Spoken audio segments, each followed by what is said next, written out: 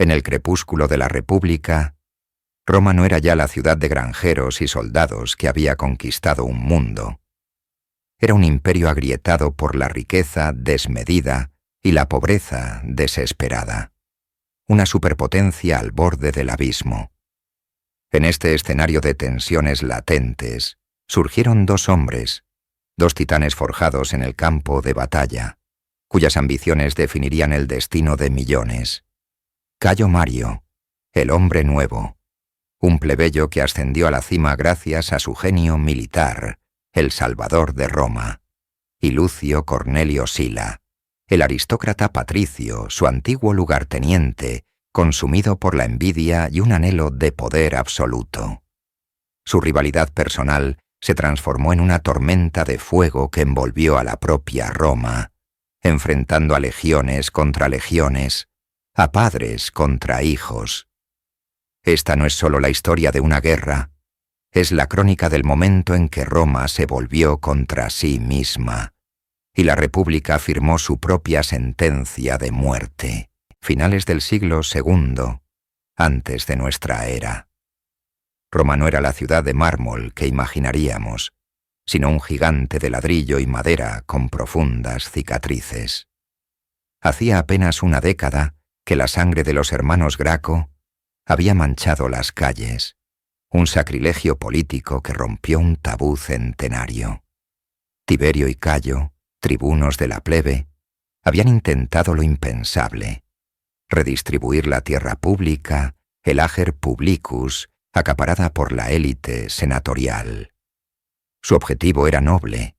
Buscaban aliviar la pobreza de la ciudadanía y restaurar la base de pequeños agricultores que tradicionalmente nutrían las legiones. Pero sus métodos, aunque populares, desafiaron el poder establecido, el mos maiorum, las costumbres de los ancestros. La respuesta de la aristocracia, los optimates, fue brutal. La violencia se convirtió en una herramienta política.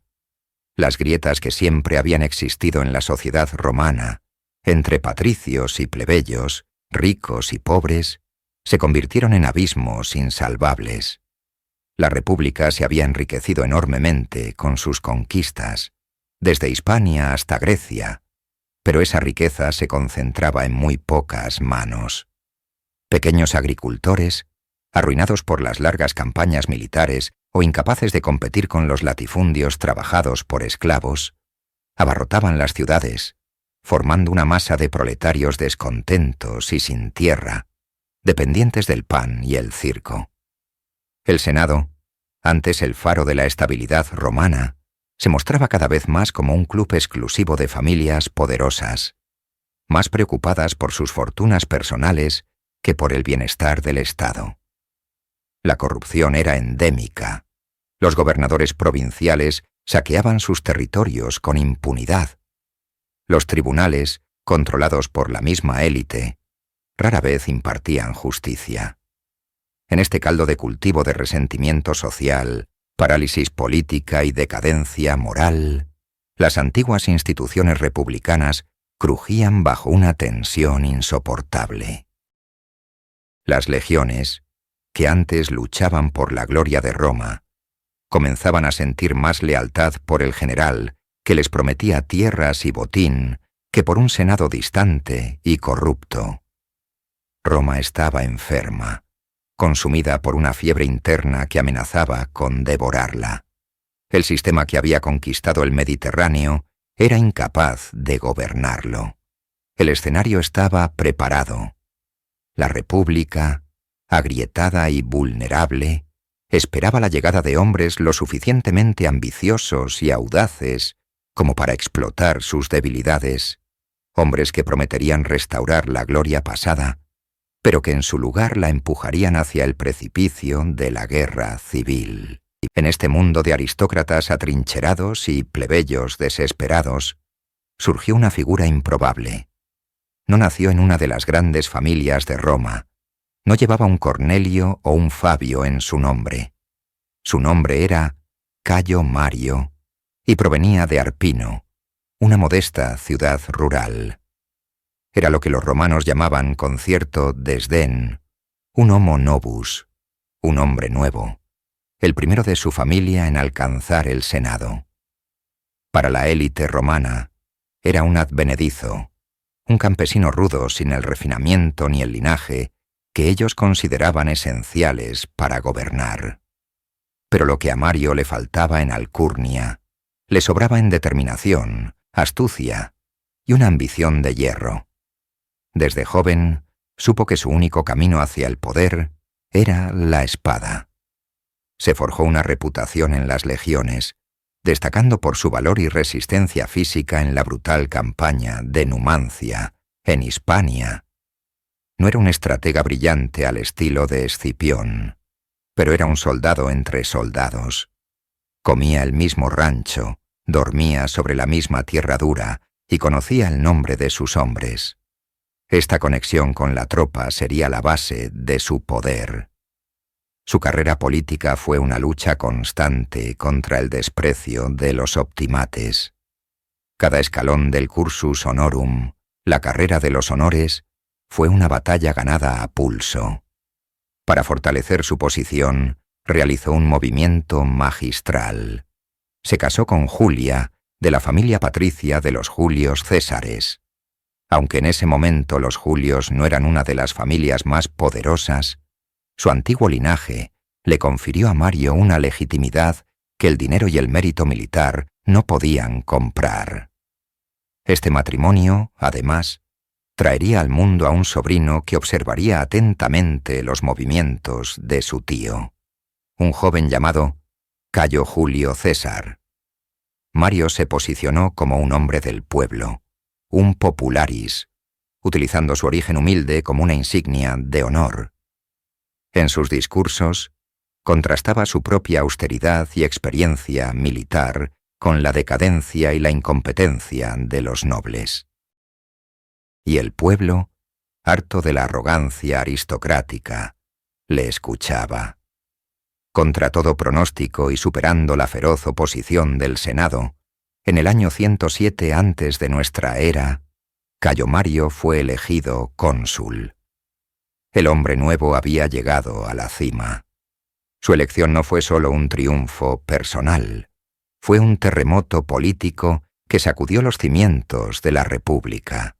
Y llegó en el momento justo, pues un escándalo militar en el sur, en el desértico reino de Numidia, ofrecía la oportunidad perfecta para demostrar que un hombre del pueblo podía salvar el honor de Roma. El reino de Numidia, en el norte de África, era un hervidero.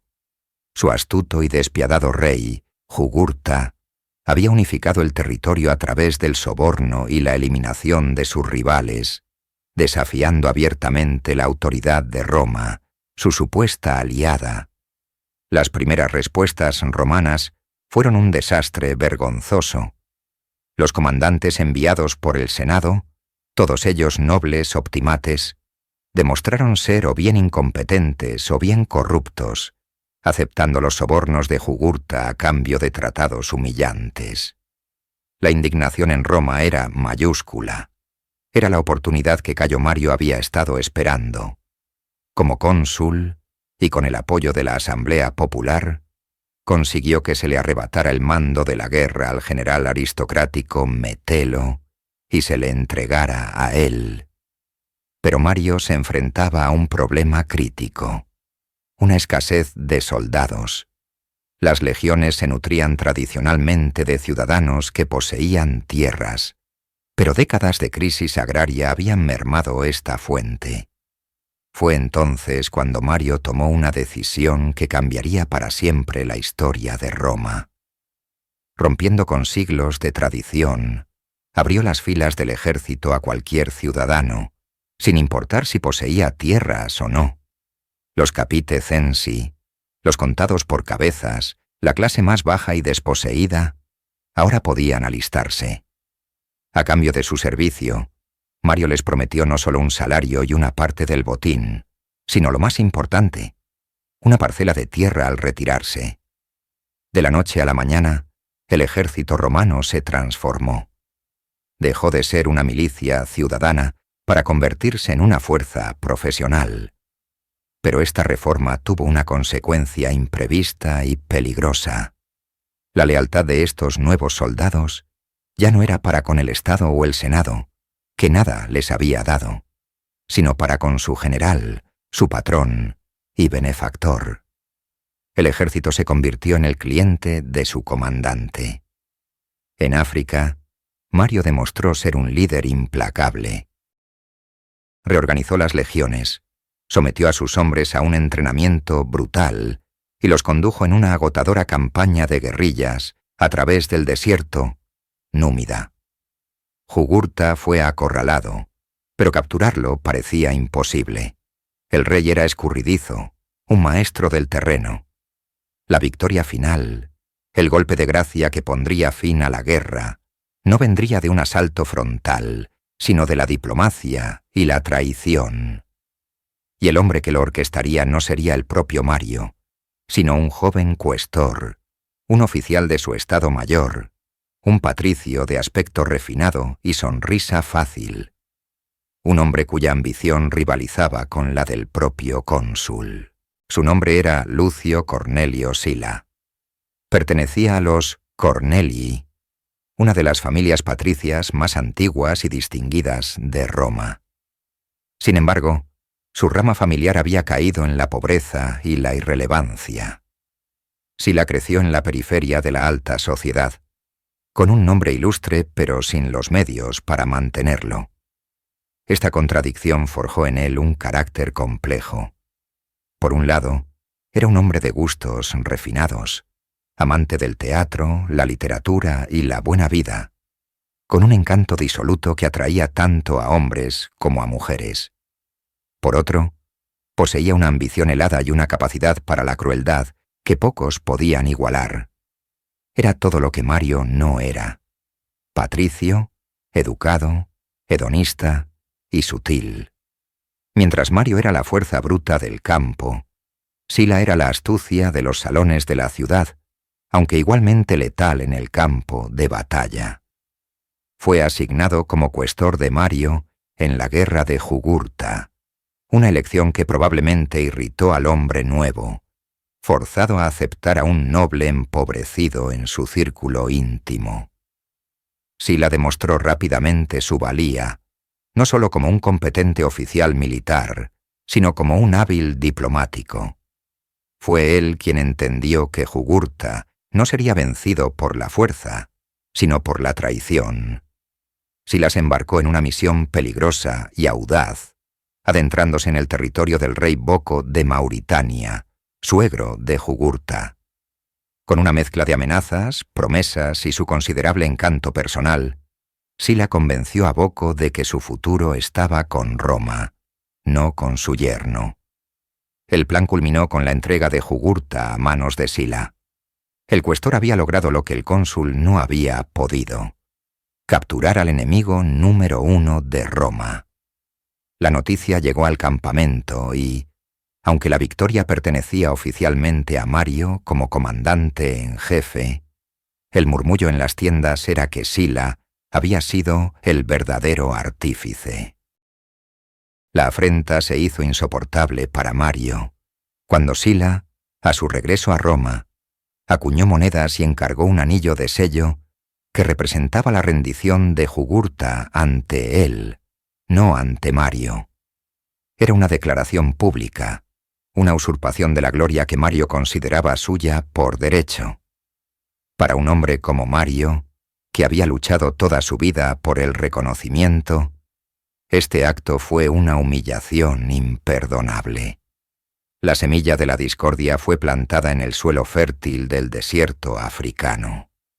Dos hombres, un popularis, hecho a sí mismo, y un optimate, que anhelaba restaurar la fortuna de su familia, habían colaborado para dar una victoria a Roma.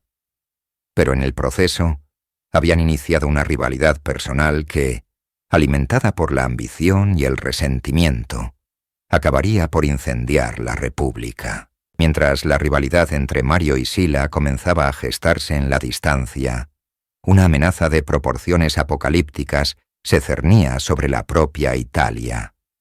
Desde el norte, Dos enormes confederaciones de tribus germánicas, los cimbrios y los teutones, migraban hacia el sur, empujando todo a su paso.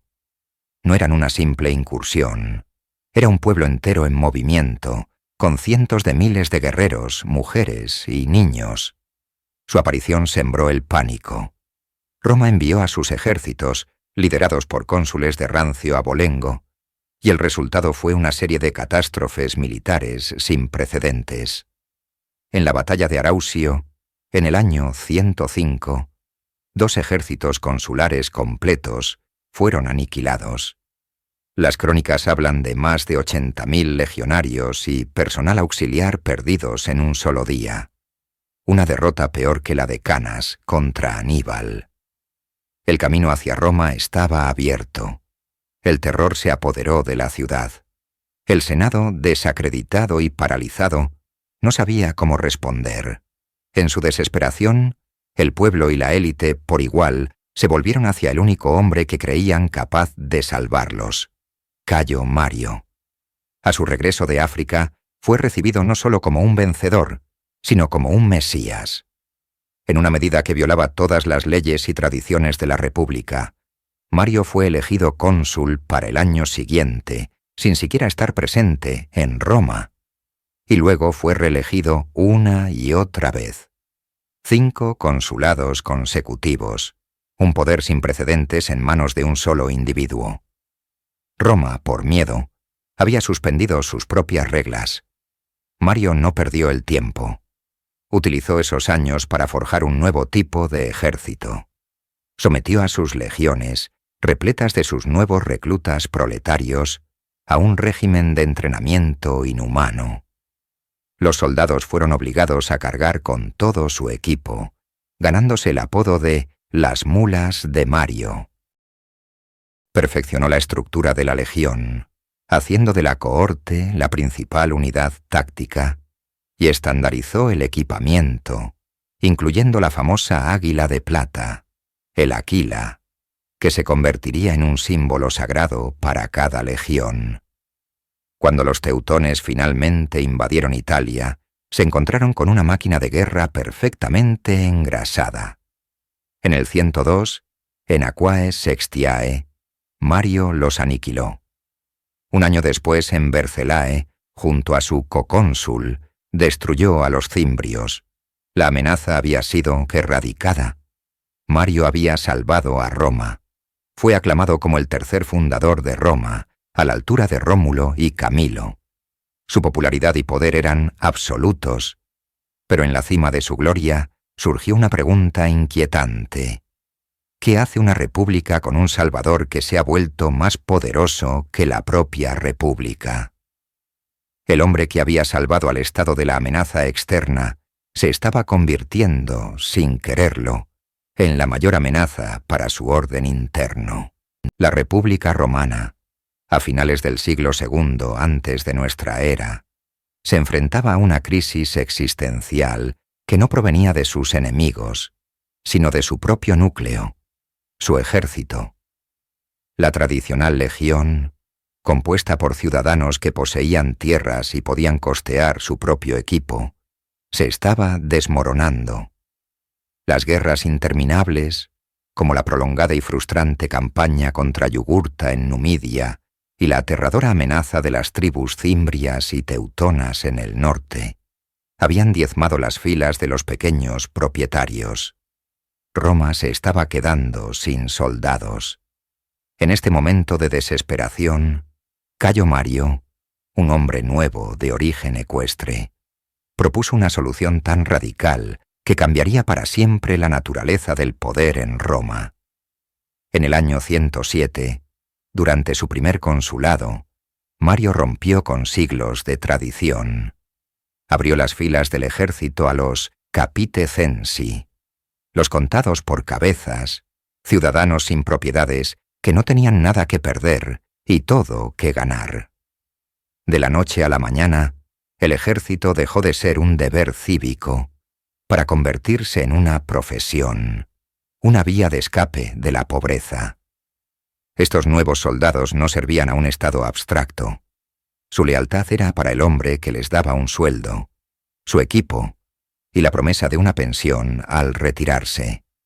Una parcela de tierra. Su general era su patrón y su benefactor. Mario no solo cambió quién luchaba, sino cómo luchaban. Reorganizó la legión, haciendo de la cohorte, una unidad de unos 500 hombres, la principal pieza táctica, otorgándole mayor flexibilidad que los antiguos manípulos. Estandarizó el equipo, financiado por el Estado, asegurando una uniformidad y eficacia sin precedentes. A cada legión le otorgó un estandarte sagrado, el águila de plata, el aquila, un símbolo por el que los hombres estarían dispuestos a todo. Fomentó una camaradería inquebrantable y una disciplina férrea.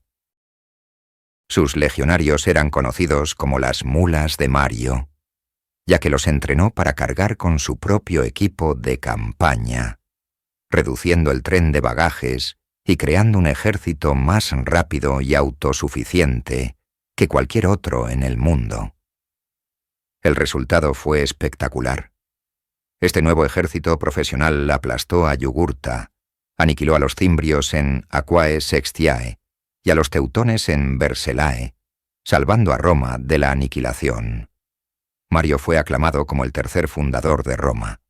Sin embargo, al resolver una crisis, había creado otra, mucho más peligrosa. Había forjado el arma perfecta no solo para la conquista extranjera, sino también para la guerra civil. Había creado un poder militar inmenso, cuya lealtad no residía en el Senado ni en el pueblo de Roma, sino en la carismática figura de su comandante. La República ahora dependía de la ambición y la moderación de sus generales. Mario había salvado a Roma, pero también le había entregado la herramienta para su propia destrucción. Mientras Roma consolidaba su dominio sobre el Mediterráneo, una profunda y amarga herida supuraba en su propio corazón, la península itálica. Durante siglos, los pueblos de Italia, los llamados soci o aliados, habían luchado y contribuido con su gente en las legiones romanas. Habían sido la espina dorsal del poder militar de Roma, pero se les negaba el premio final, la ciudadanía romana completa. Soportaban las cargas del imperio, pero no disfrutaban de sus derechos, como votar en las asambleas, acceder a cargos públicos o beneficiarse de las lucrativas distribuciones de tierras. La tensión alcanzó su punto de ebullición en el año 91, antes de nuestra era. El tribuno Marco Livio Druso, un aristócrata con visión de futuro, propuso una ley para conceder la ciudadanía a todos los itálicos. Fue su sentencia. Su repentina partida a manos de un agresor desconocido fue la chispa que incendió la pradera. Sintiéndose traicionados y sin esperanza de una solución pacífica, los aliados se levantaron en una revuelta masiva. Liderados por los fieros marsos y los irreductibles samnitas, declararon la guerra a Roma. No era una simple rebelión, fue una secesión. Formaron una confederación llamada Italia, acuñaron su propia moneda y establecieron una capital en Corfinium. La guerra que siguió, conocida como la Guerra Social, fue un conflicto brutal y fratricida. Legionario contra legionario, italiano contra italiano. Las batallas fueron encarnizadas, las tácticas idénticas, el odio profundo. Roma, arrogante y sorprendida, sufrió derrotas humillantes al principio. En este crisol de fuego, los dos grandes protagonistas de nuestra historia volvieron al campo de batalla. Cayo Mario, el héroe envejecido, fue llamado de nuevo al servicio, pero su actuación fue cautelosa, casi lánguida, logrando éxitos limitados. En contraste, su antiguo lugarteniente, Lucio Cornelio Sila, brilló con luz propia. Como legado, demostró una audacia y una brillantez táctica que le granjearon la admiración de sus tropas y el respeto del Senado. Sus victorias en Campania y su decisiva campaña contra los samnitas lo catapultaron al primer plano de la escena militar y política.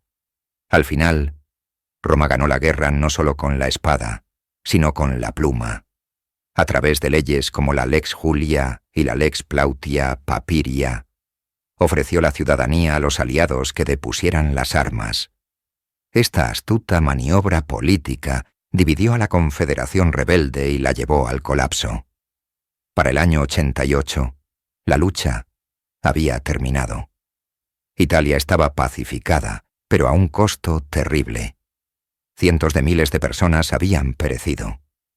La península estaba unificada bajo la ciudadanía romana, pero las cicatrices eran profundas, y en medio de la carnicería, la rivalidad entre el cauteloso Mario y el ascendente Sila se había agudizado, transformándose en una peligrosa animosidad que pronto arrastraría a la propia Roma al abismo. La paz que siguió a la guerra social fue frágil y tensa. Roma había concedido la ciudadanía a los itálicos, pero la élite senatorial, los optimates, no tenía intención de permitir que estos nuevos ciudadanos alteraran el equilibrio de poder. El debate se centró en cómo inscribirlos en las tribus votantes.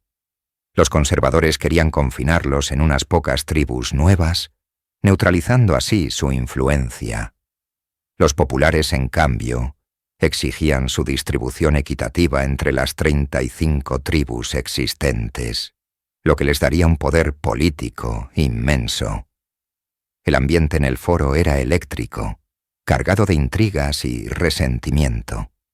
En medio de esta agitación interna, surgió una amenaza externa de proporciones épicas. Desde el reino del Ponto, en el Mar Negro, el ambicioso rey Mitrídates VI Eupator había lanzado una ofensiva devastadora. Sus ejércitos invadieron la provincia romana de Asia y en un solo día orquestaron la aniquilación de decenas de miles de colonos romanos e itálicos. Era un desafío directo y sangriento al poder de Roma. La respuesta debía ser contundente. El comando de la guerra contra Mitrídates se convirtió instantáneamente en el puesto más codiciado de la República. No solo prometía una gloria militar sin igual, sino también un botín de una riqueza inimaginable y el control de un ejército veterano y leal. Esta era la manzana de la discordia que enfrentaría a los dos titanes de Roma. Lucio Cornelio Sila, recién elegido cónsul para el año 88, y héroe indiscutible de la guerra social, fue la elección lógica del Senado. Representaba al orden, a la aristocracia, a la tradición. El comando le fue asignado por los cauces legales, pero Cayo Mario, con casi 70 años, no estaba dispuesto a retirarse a la sombra. Su ego y su ambición eran insaciables. Ansiaba esta última gran campaña para coronar su legendaria carrera y restaurar su preeminencia política. Para lograr su objetivo, el viejo general se alió con una de las figuras más volátiles de la política romana, el tribuno de la plebe Publio Sulpicio Rufo. Sulpicio era un orador brillante y un demagogo sin escrúpulos. A cambio del apoyo de Mario para sus propias reformas, principalmente la distribución de los nuevos ciudadanos en las tribus, Sulpicio propuso una ley para despojar a Sila del comando oriental y entregárselo a Mario. Utilizando la intimidación y la fuerza de bandas armadas en el foro, Sulpicio logró aprobar su legislación. Sila, el cónsul en funciones, fue humillado, atacado y forzado a huir de la ciudad para salvar su vida. Mario había ganado. O eso creía. Sila no huyó hacia el exilio. Huyó hacia el sur, hacia la ciudad de Nola, donde las legiones que había comandado en la guerra social, su ejército, lo esperaban. Había perdido una batalla política en las calles de Roma, pero aún poseía el arma más poderosa de la República. La humillación se había transformado en una furia helada, y una pregunta sin precedentes flotaba en el aire. ¿Qué haría un general romano con un ejército leal cuando sentía que su propia patria lo había traicionado? El campamento militar en Nola bullía de actividad. Las 6 legiones allí acantonadas, veteranas de las más duras batallas de la guerra social, se preparaban para embarcar hacia el este, hacia la riqueza y la gloria de la guerra contra Mitrídates. Pero su comandante, el cónsul Lucio Cornelio Sila, llegó no con órdenes de partida, sino con el polvo de la huida en sus sandalias y la amargura de la traición en su rostro. Se paró frente a sus hombres, el silencio cayendo sobre las filas de soldados endurecidos. Este era el momento decisivo. Podía aceptar su derrota, disolver su ejército y desaparecer en la oscuridad del exilio, o podía tomar un camino que ningún magistrado romano se había atrevido a pisar. Su discurso fue una obra maestra de la manipulación. No habló solo de su honor personal mancillado. Habló de la majestad del consulado profanada, de la autoridad del Senado pisoteada por un tribuno renegado y una turba callejera. Pero su argumento más poderoso fue directo al corazón y al bolsillo de cada legionario. Les dijo que Mario, su viejo rival, les arrebataría el comando, que Mario reclutaría a sus propios hombres y que ellos, los veteranos de Sila, los que habían ganado el derecho a saquear las opulentas ciudades de Asia, serían licenciados y privados de su recompensa. Apeló a su lealtad, pero sobre todo, a su codicia. La respuesta fue un rugido atronador. Estos no eran los granjeros soldados de antaño, que luchaban por la patria. Eran profesionales cuyo sustento, futuro y pensión dependían enteramente de la fortuna de su general. Su lealtad era para Sila, no para las facciones políticas de una ciudad lejana. Cuando llegaron al campamento los tribunos militares enviados por Mario para tomar el mando de las legiones, la respuesta de los soldados fue brutal y unánime. Los apedrearon. El vínculo entre el general y su ejército se selló con este acto de abierta rebelión. Sin embargo, para los oficiales de Sila, hombres de la clase senatorial, su decisión era un sacrilegio. Marchar con un ejército contra Roma, cruzar el Pomerium, el límite sagrado de la ciudad, era el tabú supremo, un acto de impiedad y traición castigado por los dioses y los hombres. El horror se apoderó de ellos. Todos, excepto uno de sus cuestores, abandonaron a Sila. Este abandono masivo solo sirvió para endurecer su resolución. Estaba solo, con su ejército como única fuente de poder. Había cruzado su Rubicón personal. Sila se puso a la cabeza de sus 6 legiones, más de 30.000 hombres, y ordenó la marcha hacia el norte, hacia Roma. El concepto de la República, defendido por la ley y la tradición, estaba a punto de enfrentarse a la cruda realidad del poder militar. La noticia de su avance llegó a Roma como un presagio apocalíptico. La incredulidad inicial dio paso a un pánico generalizado. Mario y Sulpicio intentaron desesperadamente organizar una defensa, llamando a los ciudadanos a las armas. Pero, ¿qué podía hacer una milicia improvisada contra las legiones más letales del mundo? El monstruo que Mario había creado, el ejército profesional, ahora se dirigía a devorar a su propia madre, la República. El año 88 antes de nuestra era marcó una herida imborrable en la historia de Roma. Por primera vez en casi 400 años, desde la invasión de los galos, un ejército enemigo se acercaba a las murallas de la ciudad. Pero esta vez, el enemigo no era un bárbaro extranjero, eran romanos. Las águilas de plata que brillaban bajo el sol eran los estandartes de las propias legiones de la República. El sonido rítmico de las sandalias militares sobre la vía Apia no anunciaba un triunfo, sino una profanación. El pánico se apoderó de la población.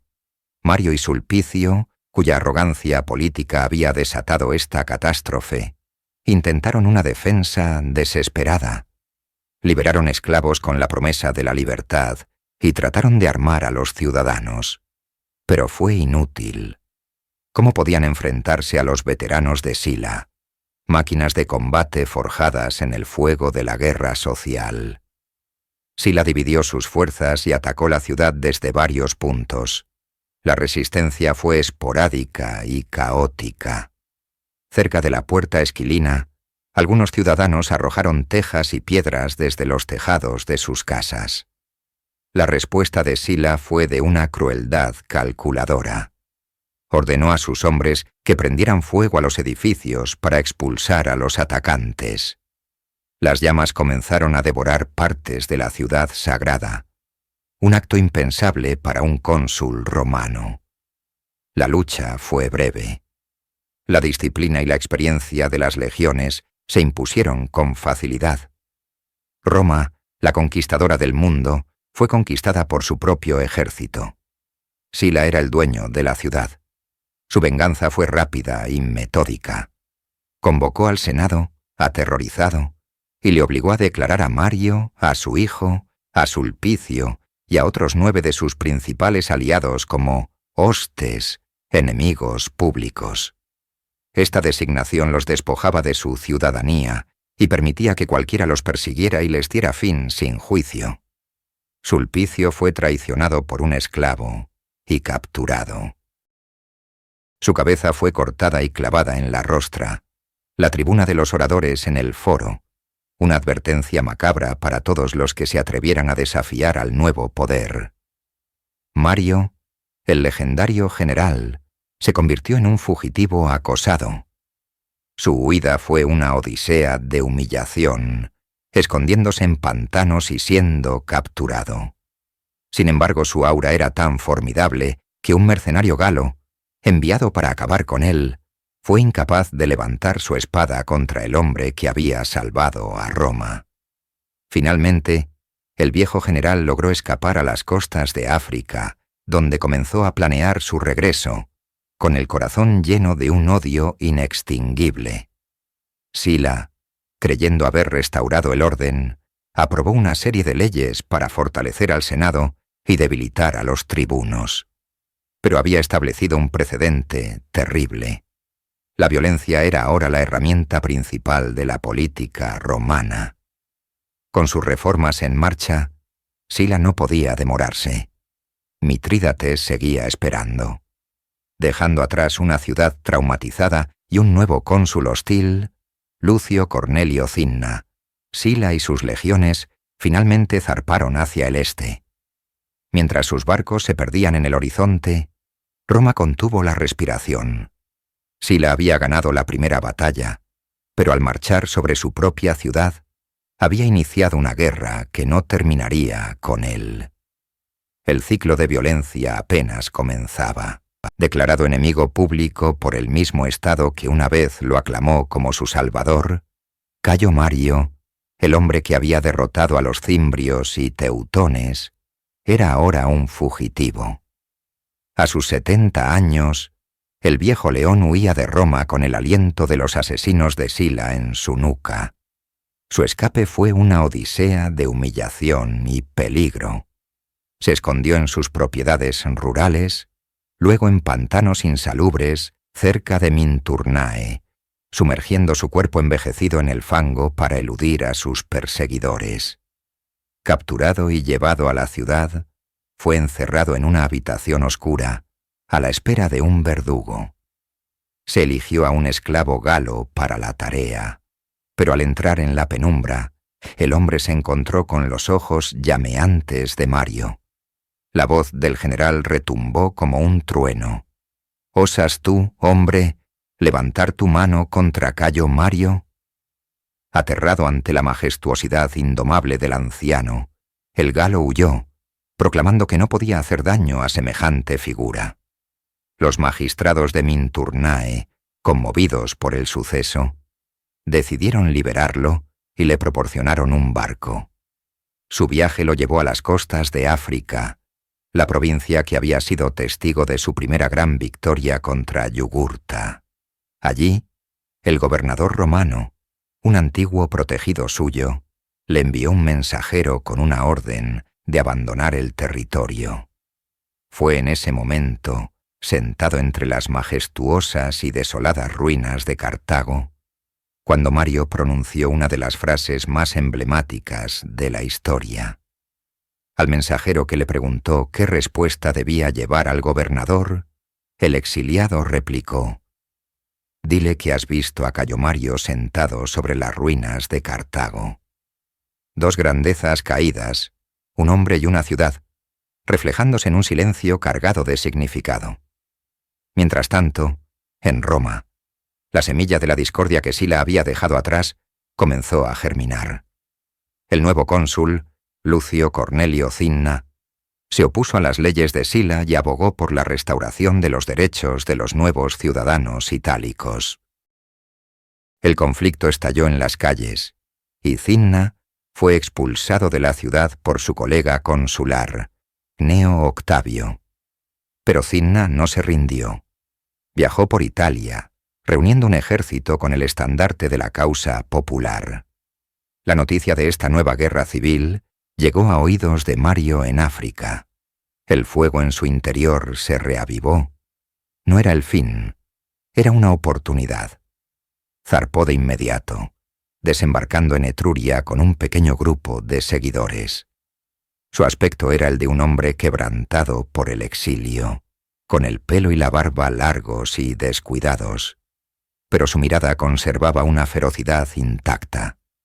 Se unió a Cinna, y juntos, los dos proscritos marcharon sobre Roma. El león había regresado de su destierro, no como un suplicante, sino como un depredador hambriento de retribución, listo para reclamar lo que consideraba suyo. El cerco sobre Roma se cerró en el año 87 a.C. 4 ejércitos, comandados por Cinna, Mario, Sertorio y Carbón, estrangularon la ciudad, cortando sus suministros por tierra y mar. Dentro de las murallas, el hambre y la desesperación se apoderaron de la población. El Senado, liderado por Gneo Octavio, intentó una defensa desesperada, pero la lealtad de sus tropas era frágil y la situación insostenible. Finalmente, sin otra opción, Roma abrió sus puertas a los conquistadores. Lo que siguió no fue una reconciliación, sino un baño de represalias. Si Sila había sido duro, Mario sería implacable. El anciano general, transformado por el rencor y la amargura de su exilio, entró en la ciudad no como un libertador, sino como un ángel exterminador. Aunque Cinna era nominalmente el líder, fue el odio de Mario el que dictó la política a seguir. Se desató una purga sistemática y brutal contra los optimates y todos los partidarios de Sila. No hubo juicios ni formalidades. Un simple gesto de Mario, o la falta de su saludo, bastaban como sentencia. Escuadrones de sus guardaespaldas, conocidos como los bardas, recorrían las calles, entrando en las casas de los senadores y équites señalados. Las cabezas de los proscritos eran exhibidas en los rostra, la tribuna de oradores del foro. Entre las víctimas más ilustres se encontraban el propio cónsul Gneo Octavio, cuya cabeza fue la primera en adornar la tribuna; Marco Antonio Orador, abuelo del futuro triunviro, un elocuente estadista que fue traicionado y localizado por sus perseguidores; y Lucio Cornelio Mérula, el sacerdote de Júpiter que se quitó la vida en el propio templo para no caer en manos de sus enemigos. Durante 5 días y 5 noches, Roma fue un escenario de terror. Nadie estaba a salvo. Las propiedades de los proscritos fueron confiscadas, sus familias despojadas de todo. Mario, consumido por una furia que parecía insaciable, finalmente vio cumplida la profecía que le había acompañado toda su vida. fue elegido cónsul por 7ª vez para el año 86, junto a Cinna. Había alcanzado la cima del poder una vez más, vengando cada humillación sufrida. Sin embargo, el triunfo fue efímero. El cuerpo y la mente del viejo león no pudieron soportar el peso de su propia venganza. Apenas 13 días después de iniciar su histórico 7º consulado, en enero del 86 a.C., Cayo Mario falleció. Las fuentes antiguas difieren sobre la causa, mencionando pleuresía o simplemente el colapso de un hombre agotado por el odio. Su muerte dejó a Cinna como el único amo de Roma. Pero el legado de terror de Mario había dejado una cicatriz imborrable en la República. Y en el este, Sila, enterado de la masacre de sus amigos y la confiscación de sus bienes, afilaba pacientemente su espada. Mientras Roma se convulsionaba bajo el dominio de Cinna y la breve y terrible venganza de Mario, Lucio Cornelio Sila se encontraba a miles de kilómetros de distancia, inmerso en una guerra de una escala monumental.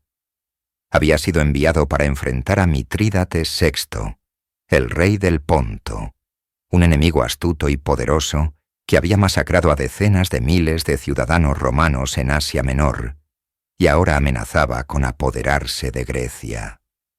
Sila, a pesar de haber sido despojado de su mando por sus enemigos en Roma, se negó a ceder el control de sus legiones. Con una determinación de hierro, ignoró los decretos que llegaban de la capital y se concentró en la tarea que tenía entre manos: la defensa y expansión de la gloria de Roma. Su campaña en Grecia fue una clase magistral de estrategia militar. En el 87 a.C., puso sitio a Atenas, que se había aliado con Mitrídates. Fue un asedio largo y brutal. Sila no dudó en saquear los tesoros de los templos de Olimpia y Delfos para pagar a sus tropas, demostrando que para él la victoria estaba por encima de cualquier otra consideración. Tras la caída de Atenas, se enfrentó a los ejércitos pónticos, muy superiores en número, en 2 batallas decisivas. En la batalla de Queronea, en el 86, las legiones de Sila, superadas en número en una proporción de casi 3-1, aniquilaron a las fuerzas de Mitrídates gracias a una brillantez táctica que combinaba el uso de trincheras y la perfecta coordinación de la infantería. Poco después, en Orcómeno, volvió a enfrentarse a un ejército masivo y volvió a conseguir una victoria aplastante, llegando incluso a tomar personalmente el estandarte de una legión para detener una retirada y liderar él mismo la carga. Durante estos años de campaña, las noticias de Roma llegaban como un veneno lento. Se enteró de que había sido declarado enemigo público, que sus casas habían sido demolidas, sus propiedades confiscadas y sus amigos y familiares perseguidos o eliminados. Su esposa e hijos tuvieron que huir para salvar la vida. Cualquier otro hombre podría haberse derrumbado o haber abandonado la guerra en el este para regresar y reclamar su honor. Pero Sila era diferente. Poseía una paciencia gélida, casi inhumana. Sabía que su momento llegaría. Cada victoria contra Mitrídates no solo era un triunfo para Roma, sino un paso más en la forja de su propio destino. Estaba creando un ejército de veteranos endurecidos, inmensamente ricos por el botín y absolutamente leales a su persona. Finalmente, en el 85 a.C., obligó a Mitrídates a firmar el Tratado de Dárdanos, poniendo fin a la guerra en términos favorables para Roma. Con el este pacificado, Sila dirigió su atención hacia el oeste. Envió una carta al Senado romano. Su tono no era el de un proscrito, sino el de un procónsul victorioso. Detalló sus conquistas, recordó a la República los territorios que había asegurado, y con una calma amenazante, anunció su regreso a Italia para tratar con los enemigos que la oprimían. El mensaje resonó en Roma como el presagio de una tormenta inevitable.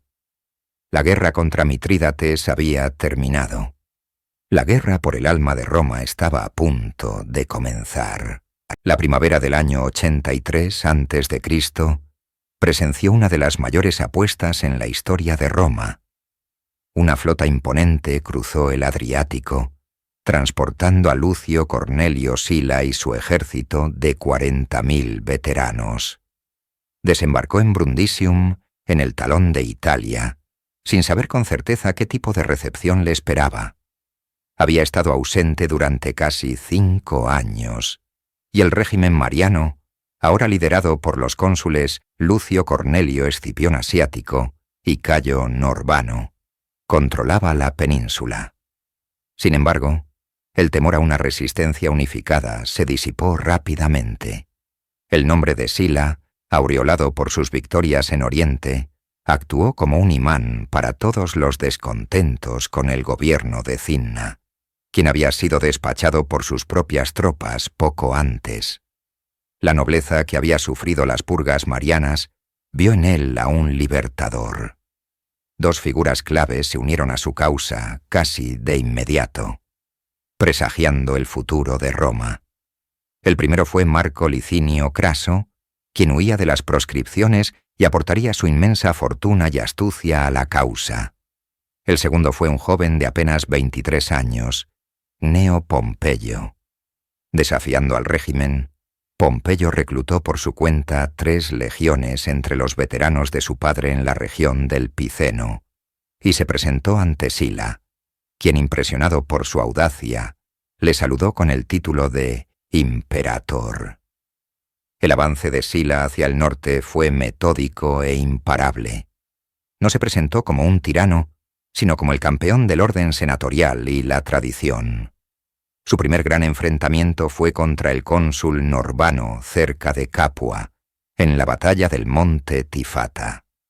La experiencia y disciplina de los veteranos de Sila se impusieron con facilidad a las bisoñas levas marianas.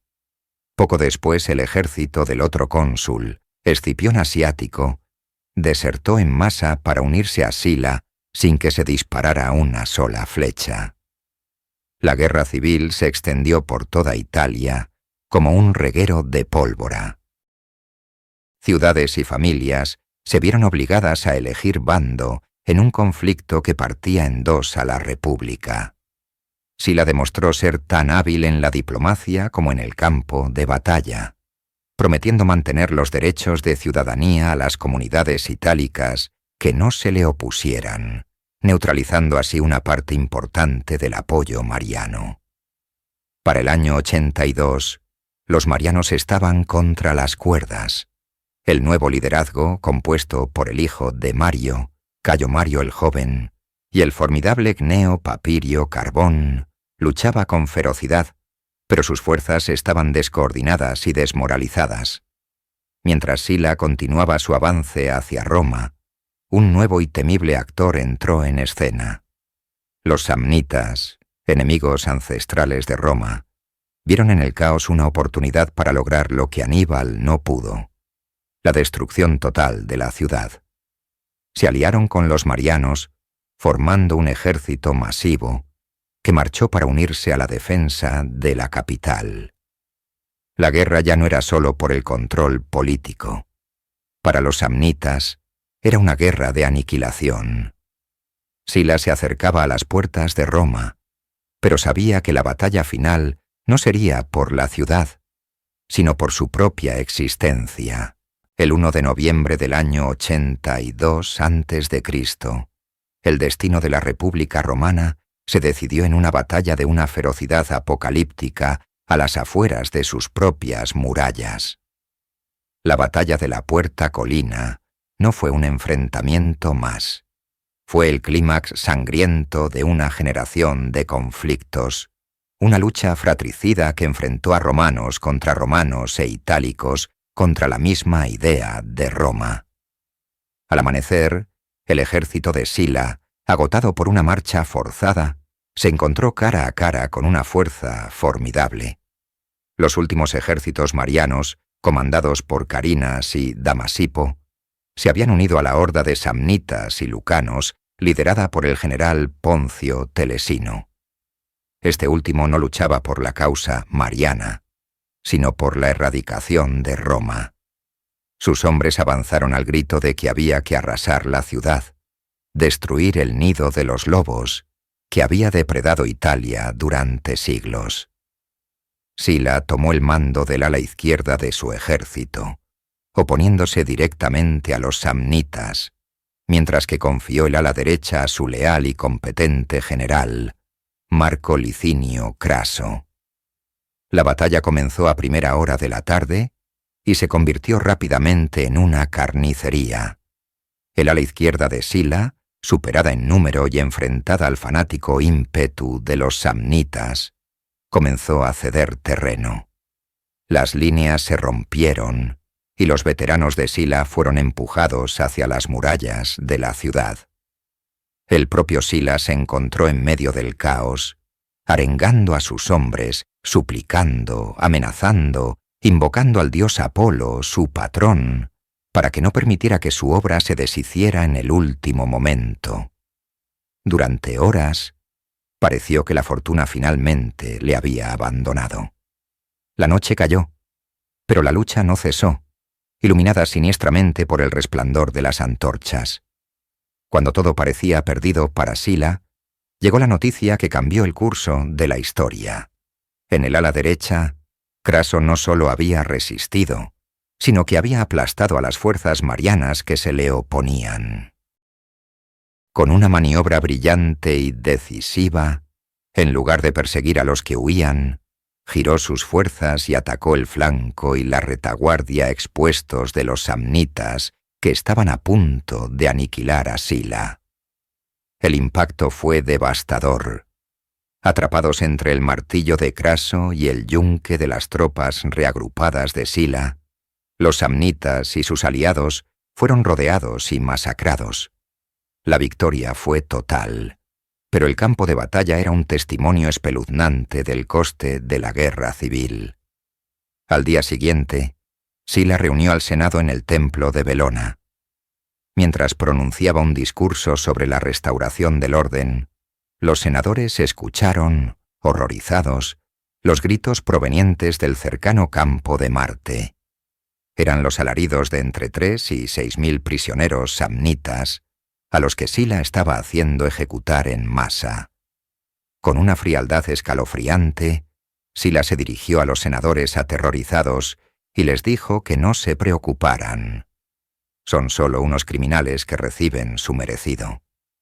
La batalla de la Puerta Colina había terminado. La guerra civil había concluido. Lucio Cornelio Sila era el dueño absoluto de Roma. La República, tal y como se había conocido durante casi 500 años, había perecido en el campo de batalla junto a sus hijos. Roma, invierno del año 82 a.C. La ciudad que había conquistado el mundo conocido ya no se pertenecía a sí misma. Pertenecía a un solo hombre, Lucio Cornelio Sila. Tras su victoria en la Puerta Colina, Sila no buscaba la reconciliación, sino la purga. Su solución fue una invención de una crueldad metódica y aterradora: las proscripciones.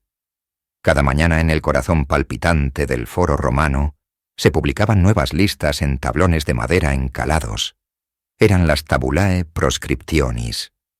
En ellas no había cargos ni juicios, solo nombres. Nombres de senadores, de équites, de ciudadanos adinerados. Nombres de hombres declarados enemigos del Estado. Estar en la lista era una sentencia. Cualquiera podía darles caza y presentar su cabeza a cambio de una recompensa de 2 talentos de plata, una fortuna considerable. Los asesinos recibían inmunidad, mientras que cualquiera que ayudara u ocultara a un proscrito se enfrentaba al mismo destino.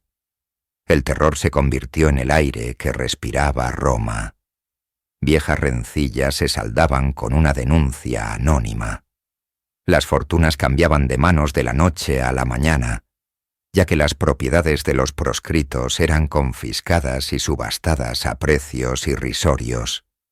Fue una transferencia de riqueza masiva y brutal.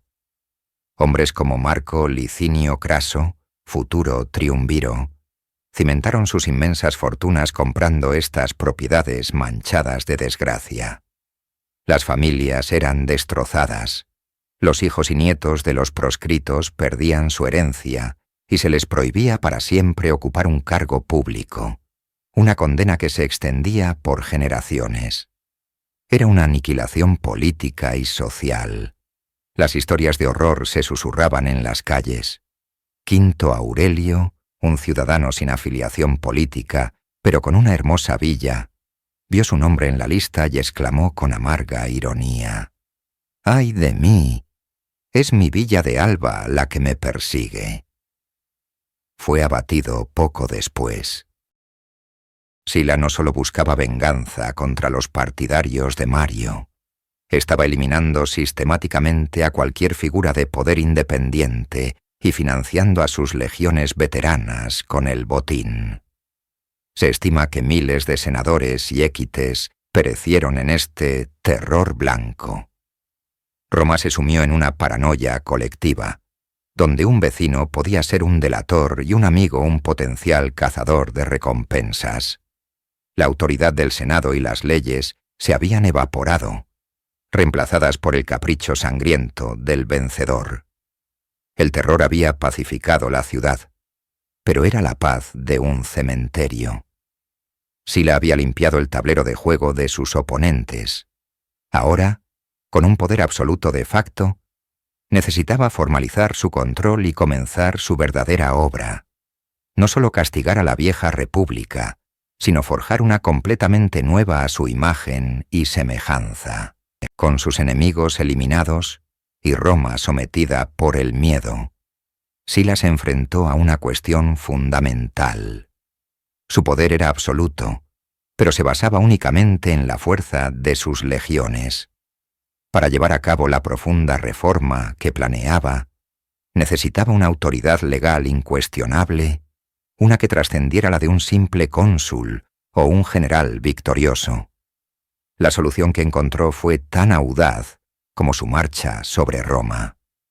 Resucitó una antigua magistratura que no se había utilizado en más de un siglo: la dictadura. Sin embargo, esta no sería la dictadura tradicional de la República, un cargo de 6 meses para hacer frente a una emergencia militar específica. Sila pretendía algo mucho más grande. Hizo que el Senado nombrara a un interrex, Lucio Valerio Flaco, quien a su vez propuso una ley al pueblo, la Lex Valeria. Esta ley no nombraba a Sila dictador para una tarea limitada, sino dictator legibus scribundis et rei publicae constituendae, dictador para la redacción de leyes y la reconstitución del Estado. El título lo decía todo. Se le otorgaba un poder supremo y sin precedentes. Tenía la autoridad para crear y anular leyes, ejecutar ciudadanos sin juicio, confiscar propiedades, fundar colonias y nombrar a todos los magistrados. Y lo más importante, su mandato no tenía límite de tiempo. Era un poder monárquico con un nombre republicano. Sila, el supuesto campeón de la tradición senatorial, había obtenido un poder que ningún rey romano se había atrevido a soñar. Aceptó el cargo a finales del 82 a.C., presentándose ante el pueblo con una pompa aterradora. 24 lictores lo precedían, cada uno portando las fasces con las hachas dentro, un símbolo de poder absoluto sobre la vida y la integridad física que tradicionalmente solo se mostraba fuera de los muros de Roma. Ahora el símbolo del poder militar imperaba en el corazón de la ciudad. Entonces, la ironía era monumental. Sila, que había justificado su guerra civil como una defensa de la Constitución contra la tiranía de Mario y Cinna, ahora ostentaba un poder infinitamente más tiránico. Pero en su mente, la lógica era impecable. La República estaba tan enferma, tan corrompida por la demagogia y la ambición personal, que sólo una cirugía radical realizada por una sola mano firme podría salvarla. Usaría el poder absoluto para restaurar un gobierno oligárquico y asegurarse de que ningún otro hombre pudiera seguir su propio camino hacia el poder. Armado con esta autoridad ilimitada y una convicción férrea, Sila se dispuso a desmantelar el legado de los Gracos y de Mario y a reescribir las reglas fundamentales del Estado romano. Su obra legislativa estaba a punto de comenzar. Una vez investido con el poder de un rey, Sila no perdió tiempo en su gran proyecto, la restauración de la República bajo el control indiscutible del Senado. Su programa de reformas, conocido como las Leges Corneliae, fue una reingeniería constitucional completa, diseñada para solidificar el poder de la aristocracia y evitar el surgimiento de futuros hombres fuertes. El primer y más importante objetivo fue el Senado. Sila lo encontró diezmado por las guerras y las proscripciones, así que duplicó su número de 300 a 600 miembros. Los nuevos senadores fueron seleccionados de entre sus partidarios más leales de la clase ecuestre, asegurando una mayoría abrumadora y agradecida. Esta medida no solo fortaleció al Senado numéricamente, sino que también lo ató firmemente a su causa. A continuación, se centró en la institución que había sido la mayor espina en el costado de la oligarquía durante un siglo: el tribunado de la plebe. Los tribunos, con su poder de veto y su capacidad para proponer leyes directamente a las asambleas populares, habían sido el motor de todas las reformas populares. Sila los neutralizó de manera efectiva. Les quitó el poder de iniciar legislación. A partir de entonces, cualquier proyecto de ley debía ser aprobado primero por su nuevo y dócil Senado. Su poder de veto fue severamente restringido, y en un golpe maestro, decretó que cualquier hombre que sirviera como tribuno quedaría inhabilitado para ocupar cualquier otra magistratura superior. El cargo, antes un trampolín para políticos ambiciosos, se convirtió en un callejón sin salida político.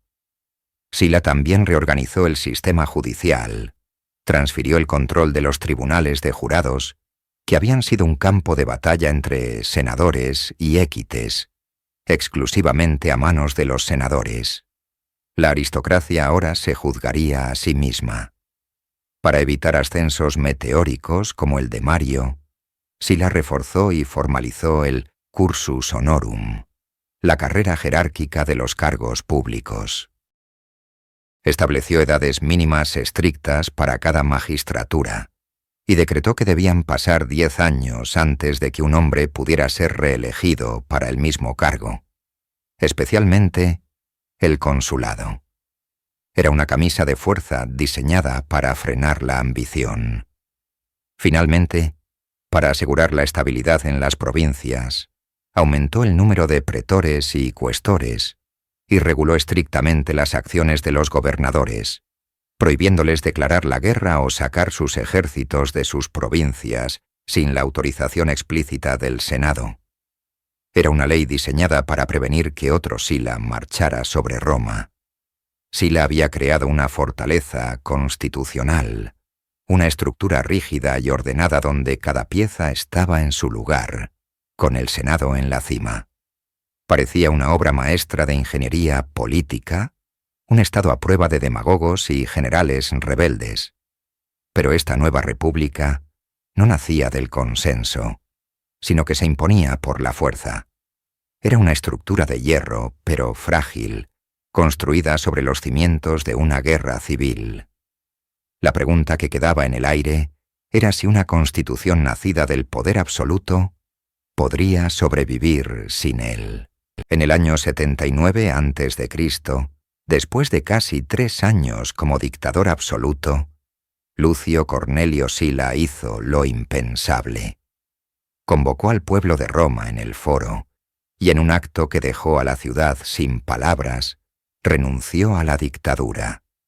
se despojó del poder supremo de forma voluntaria, despidió a sus lictores y se quedó solo en la rostra, como un ciudadano más.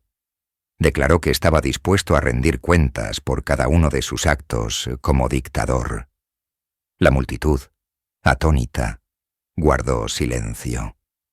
Sila descendió y caminó tranquilamente a través del foro hacia su casa, entre la misma gente a cuyos familiares y amigos había proscrito.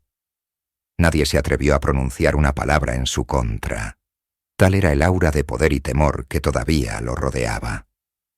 Este acto ha desconcertado a los historiadores durante siglos, porque un hombre que había luchado tan brutalmente por el poder absoluto lo abandonaría tan fácilmente. Las teorías son muchas. Quizás Sila, el tradicionalista, realmente creía que había cumplido su misión. Había reparado la República, la había puesto sobre los cimientos de hierro de sus leyes, y ahora, su trabajo terminado, podía retirarse. Quizás fue el acto supremo de arrogancia, demostrar que, a diferencia de sus rivales, él no era esclavo del poder. Podía tomarlo y dejarlo a voluntad, una hazaña que ningún otro lograría. Otros sugieren razones más prácticas. Su salud se estaba deteriorando rápidamente.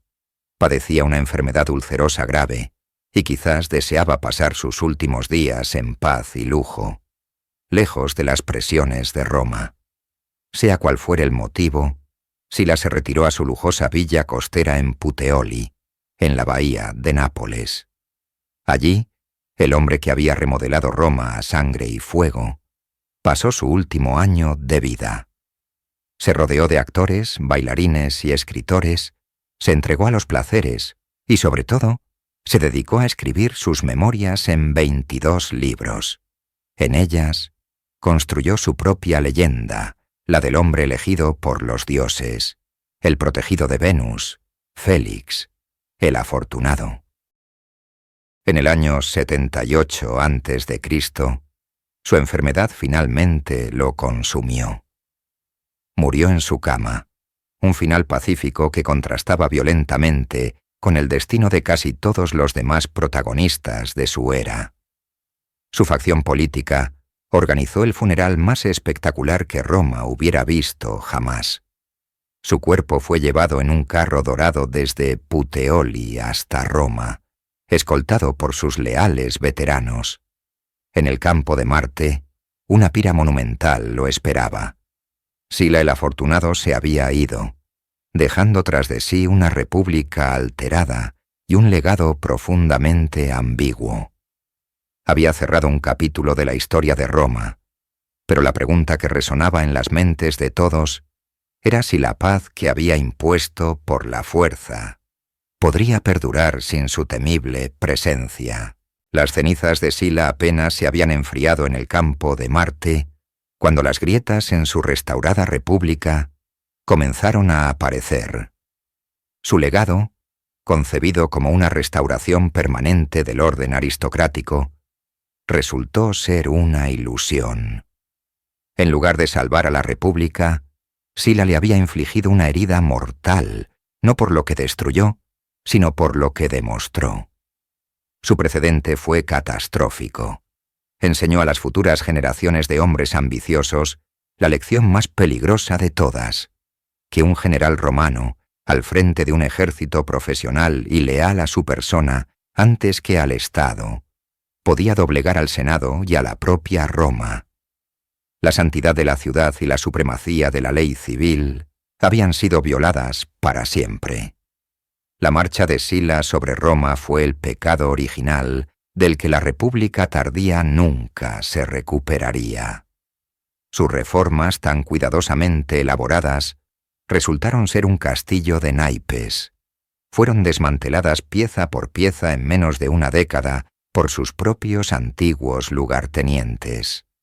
Hombres como Pompeyo y Craso, que habían ascendido gracias a Sila, no tardaron en darse cuenta de que la rígida estructura que él había creado obstaculizaba sus propias y desmedidas ambiciones. En el año 70 a.C., siendo cónsules, restauraron por completo los poderes del tribunado de la plebe para ganarse el favor popular, deshaciendo la piedra angular del sistema de Sila. Las proscripciones también dejaron cicatrices profundas y duraderas. Crearon una nueva generación de desposeídos y resentidos. Entre ellos se encontraba un joven patricio, cuya familia había sufrido bajo el régimen de Sila. Su tía era la esposa de Mario, y su propia esposa era hija de Cinna.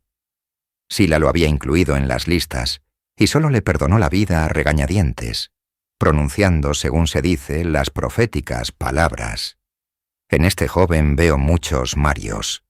Su nombre era Cayo Julio César. César y otros como él aprendieron de Sila no a respetar la tradición, sino a usar la fuerza para alcanzar sus objetivos. Sila había intentado legislar contra la ambición individual, pero su propia carrera era el ejemplo supremo de cómo esa ambición podía triunfar. Su dictadura, destinada a ser una herramienta de restauración, se convirtió en el modelo para la autocracia futura. Demostró que el poder de un solo hombre podía eclipsar a todas las instituciones de la República. La guerra civil entre Mario y Sila fue, en retrospectiva, mucho más que un conflicto entre dos hombres o dos facciones.